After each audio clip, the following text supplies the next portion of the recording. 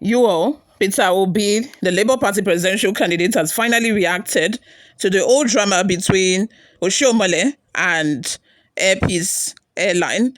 You guys would not believe what he has to say.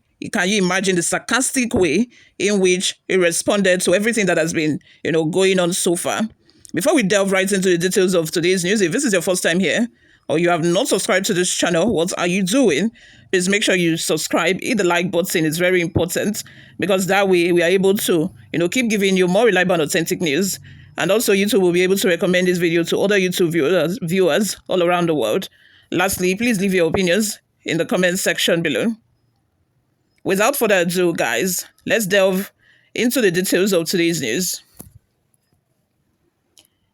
There have been widespread reactions in Nigeria concerning the Okoye and Airpeace saga on social media after Peter Obi, presidential candidate of the Labour Party, revealed that he flew from Lagos, to London this morning aboard Nigeria's leading airline, Airpeace. The former Anambra State governor made the announcement via his official X handle, also known as Twitter, praising the airline's consistency and quality service. In a subtle but clear message, Obi appeared to be reaffirming his trust in the indigenous airline amidst recent controversy involving Airpeace. Just days earlier, a prominent Nigerian politician allegedly had an altercation at the Airpeace Lagos terminal, which led to a temporary disruption at the airport. Obi's public commendation is being interpreted by many as a quiet but firm show of support for the airline. Sharing his travel experience, Obi posted, and I quote, "I just arrived in the UK this morning on Airpeace from Lagos to London. I have now taken almost a dozen flights to or from London on this airline. I want to sincerely thank the management and staff of Airpeace for their professionalism, consistency, and competence on these routes." He further urged Nigerian leaders and elites to actively support indigenous businesses, stressing that these enterprises face enormous challenges, especially in capital-intensive sectors like air and land transportation. Nigerian businesses need encouragement and patronage, not harassment or unnecessary intimidation. Supporting local businesses, particularly those that create massive employment, is critical for job creation, economic growth and stability, sustainable national development, he added. Obi ended his message with his signature optimism: "A new Nigeria is possible." Since his post went live, many Nigerians have taken to social media to commend his consistency in promoting local brands and businesses, with supporters highlighting how such endorsement from public figures help boost national confidence and economic patriotism. You all, please leave your opinions in the comment section. But before we go ahead to read some of the comments that we got, let me just, drop my 2 cents. Let me just drop my opinion. You see, I believe that Okoye shouldn't have disrupted the activities at the airline. But then again, if he did not, disrupt the activities, how would these have become public knowledge? But anyway, he could have, let me just conclude that he could have done it in a more mature way. He could have, gone through the right process, probably, reported Airpeace to the, appropriate authorities, to investigate and, continue from there. I understand where Peter Obi is coming from. I recognize the fact that we should encourage local businesses. We should encourage growing businesses, because these are homegrown. They're already facing a lot of challenges when it comes to the economic situation of the country already. For us to now add, not being supportive and all of those things to it. So we must, encourage them to, grow. Having said all of that, I do not think that because we want to support them to grow, then we must not hold them accountable when we think that they are wrong. It is very important, to hold businesses accountable as well. We cannot say that because we want to support them to grow, we want to encourage their businesses, then we should look the other way when we think that they're doing something wrong. And also, because you've had a very pleasant experience with a particular business, doesn't mean that B or another person will also have a pleasant experience with the airline.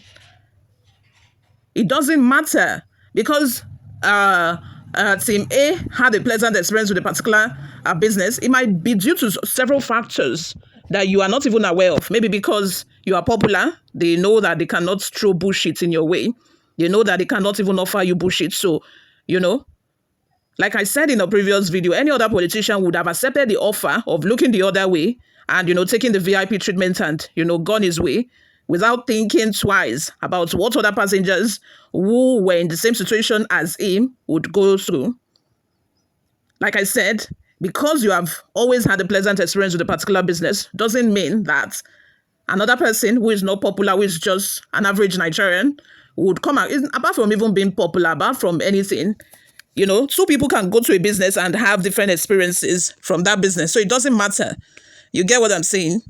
So I'm saying all of this to say that, the appropriate agencies should investigate and get to the bottom of this.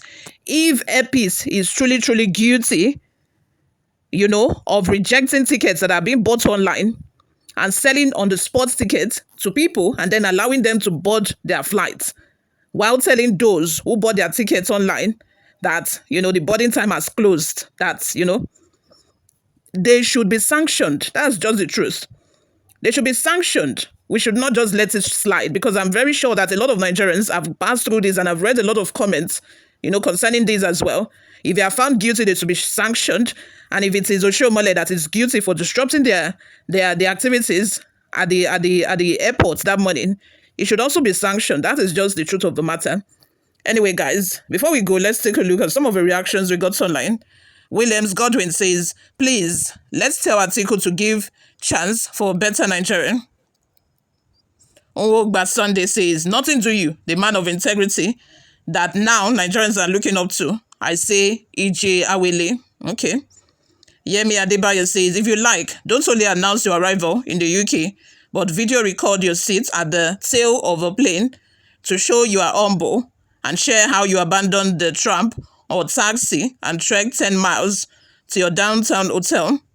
Join where you rejected the lift to walk in the stairs. We know that they are all antics to deceive innocent Nigerians. You are fake and they will add no value to your deceit. Nigerians are wiser and will still not vote for you come 2027. Another comment here from Anthony says, Peter Obi has no equal among all the presidential aspirants in terms of character and credibility. David Kugbari says, many of us commenting have not traveled before on our local flights. I had a story of an MC who missed the occasion due to constant delays in flights. Obi of all people is supporting this abnormality by putting up this charade. Adana also says, so in abroad, our politicians don't go out with an escort. Amos Ogundare says, where did he get all the money to travel here and there every day? This man claims he doesn't have house in Abuja, but gets in London, America, Canada, where all his children and wife is living, is a number 1419.